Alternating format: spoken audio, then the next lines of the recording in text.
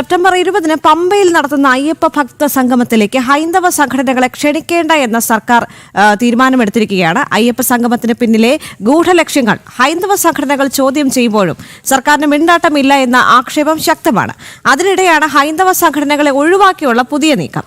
ലോകത്തിന്റെ വിവിധയിടങ്ങളിൽ നിന്ന് 3000 ഭക്തരെ പങ്കെടുപ്പിക്കുമെന്നാണ് സർക്കാർ പ്രഖ്യാപനം നടത്തിയിട്ടുള്ളത്. എന്നാൽ ഇത് ആരൊക്കെ എന്നത് വ്യക്തമല്ല. അരുൺ കൊടുങ്ങൂർ ചേരുകയാണ് കൂടുതൽ വിവരങ്ങളുമായി. അരുൺ, നമുക്കറിയാം എന്ത് മതപരമായ ചില കൂട്ടായ്മകൾ വരുമെങ്കിലും അല്ലെങ്കിൽ സംഗമങ്ങൾ നടത്തുമെങ്കിലും അതത് മതസംഘടനകളെ വിളിക്കുക എന്നത് ഒരു കീഴ്വഴക്കമാണല്ലോ. പക്ഷെ എന്തുകൊണ്ടാണ് ഇത്തരത്തിൽ ഹൈന്ദവ സംഘടനകളെ ഇങ്ങനെ അവഗണിക്കാനുണ്ടായ സാഹചര്യം? സർക്കാർ ഈ വിഷയത്തിൽ പ്രതികരിക്കാൻ പോലും തയ്യാറായിട്ടില്ല.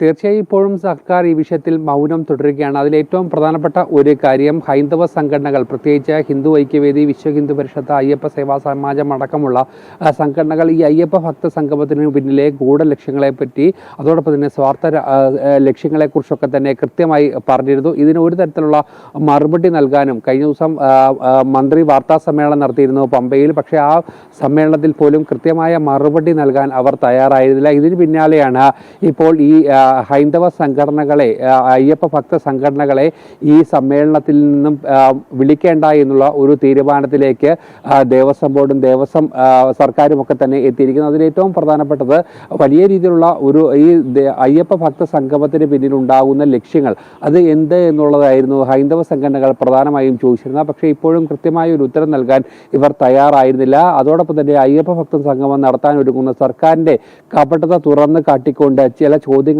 ഇവർ മുന്നോട്ട് വെച്ചിരുന്നു. അതിലേറ്റവും പ്രധാനപ്പെട്ടത് ഈ ശബരിമലയിലെ പവിത്രമായ ആചാരങ്ങൾ ലംഘിക്കാനുള്ള സർക്കാരിൻ്റെ തീവ്രമായ ശ്രമം, അതിനുവേണ്ടി സുപ്രീം കോടതിയിൽ കൊടുത്ത സത്യവാങ്മൂലം, ആ യുവതീ പ്രവേശനത്തിന് അനുകൂലമായ സത്യവാങ്മൂലമാണ് നിലവിൽ ദേവസ്വം ബോർഡും സർക്കാരും സുപ്രീം കോടതിയിൽ കൊടുത്തിരിക്കുന്നത്.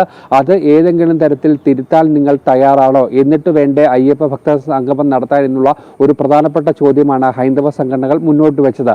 അതോടൊപ്പം തന്നെ മറ്റൊരു പ്രധാനപ്പെട്ട കാര്യം, നാമം ജപിച്ചു എന്നതിൻ്റെ പേരിൽ അതോടൊപ്പം തന്നെ ശബരിമലയിലെ പവിത്രമായ ആചാരങ്ങൾ സംരക്ഷിക്കാനായി നാമം ജപിച്ചുകൊണ്ട് സമരം ചെയ്ത ഒരുപാട് ആളുകൾക്കെതിരെ ഭക്തർക്കെതിരെ കേസ് എടുത്തിട്ടുണ്ട്.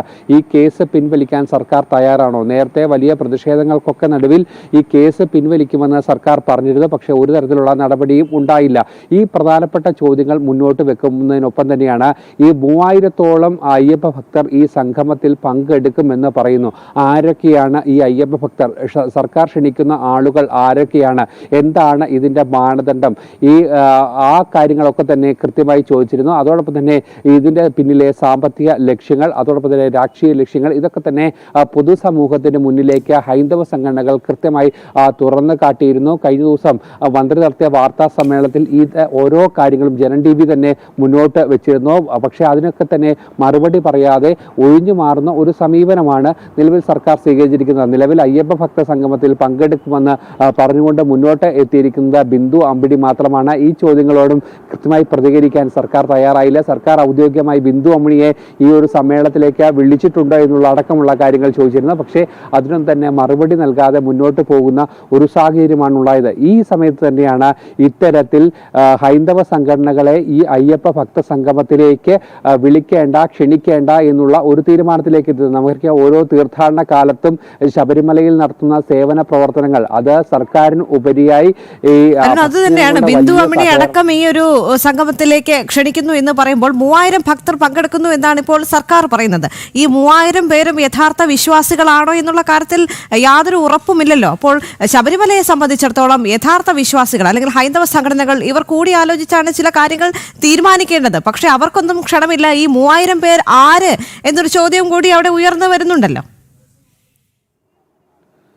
തീർച്ചയായും അതുതന്നെയാണ് ഏറ്റവും പ്രധാനപ്പെട്ട കാര്യം. ശബരിമലയുടെ ആചാരങ്ങൾ, അതോടൊപ്പം തന്നെ അനുഷ്ഠാനങ്ങൾ, അങ്ങനെയുള്ള കാര്യങ്ങൾ തീരുമാനമെടുക്കുമ്പോൾ തീർച്ചയായും മറ്റ് മുമ്പുണ്ടായിരുന്ന സർക്കാരുകളൊക്കെ തന്നെയും ഈ ഹൈന്ദവ സംഘടനകളുടെ അഭിപ്രായം, പ്രത്യേകിച്ച് മാസ്റ്റർ പ്ലാനിലടക്കം നേരത്തെ തയ്യാറാക്കിയിരുന്ന മാസ്റ്റർ പ്ലാനിലടക്കം ഹൈന്ദവ സംഘടനകളുടെ കൃത്യമായുള്ള ഒരു വിവരങ്ങൾ, അതോടൊപ്പം തന്നെ അവരുടെ തീരുമാനങ്ങൾ, അവരുടെ അഭിപ്രായങ്ങളൊക്കെ തന്നെ തേടിയിരുന്നു. അങ്ങനെ മണ്ഡല മകരവിളക്ക് തീർത്ഥാടന കാലമാകട്ടെ എല്ലാ സമയത്തും ഇത്തരത്തിൽ കൃത്യമായി തന്നെ ഈ ഹൈന്ദവ സംഘടനകളുടെ അഭിപ്രായം കൂടി ആരായുന്ന ഒരു സമീപനം ഉണ്ടായിരുന്നു. പക്ഷേ ഇതിന്റെ തുടക്കത്തിൽ തന്നെ ഇത്തരം ഒരു സംഘവുമായി മുന്നോട്ട് പോകുന്നു എന്ന് പറയുമ്പോൾ തന്നെ ഒരു തരത്തിലുള്ള കൂടിയാലോചനകൾ കൂടാതെ ഉദ്യോഗസ്ഥ തലത്തിൽ മാത്രം, അതോടൊപ്പം തന്നെ ദേവസ്വം മന്ത്രിയുടെ അധ്യക്ഷതയിൽ ദേവസ്വം ബോർഡ് പ്രസിഡന്റ്, അതോടൊപ്പം തന്നെ ദേവസ്വം ബോർഡ് മെമ്പർമാരടക്കമുള്ള ആളുകൾ ചേർന്നുകൊണ്ടുള്ള ഒരു യോഗത്തിനപ്പുറത്തേക്ക് സ്വാഗത സംഘ രൂപീകരണത്തിൽ പോലും സന്യാസി ശ്രേഷ്ഠരെയോ അതോടൊപ്പം തന്നെ ഹൈന്ദവ സംഘടനാ നേതാക്കളെ ഒന്നും തന്നെ വിളിച്ചിരുന്നില്ല.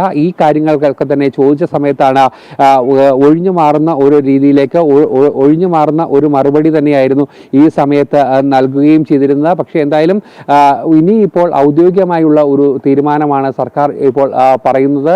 ഹൈന്ദവ സംഘടനകളെ ഒരു കാരണവശാലും ഈ യോഗത്തിലേക്ക് ക്ഷണിക്കേണ്ട എന്നുള്ള ഒരു തീരുമാനത്തിലേക്ക്, അതോടൊപ്പം തന്നെ വിദേശത്തു നിന്നടക്കമുള്ള അയ്യപ്പ ഭക്തരെ ഇവിടേക്ക് കൊണ്ടുവരിക എന്നുള്ള ലക്ഷ്യമുണ്ട്. അതിന് പിന്നിൽ സാമ്പത്തിക ലക്ഷ്യമാണ് എന്നടക്കമുള്ള ആരോപണം നിലനിൽക്കുകയാണ് ഇപ്പോഴുള്ള ഈ ഒരു സർക്കാരിന്റെ പുതിയ തീരുമാനം കൂടി എത്തുന്നത്.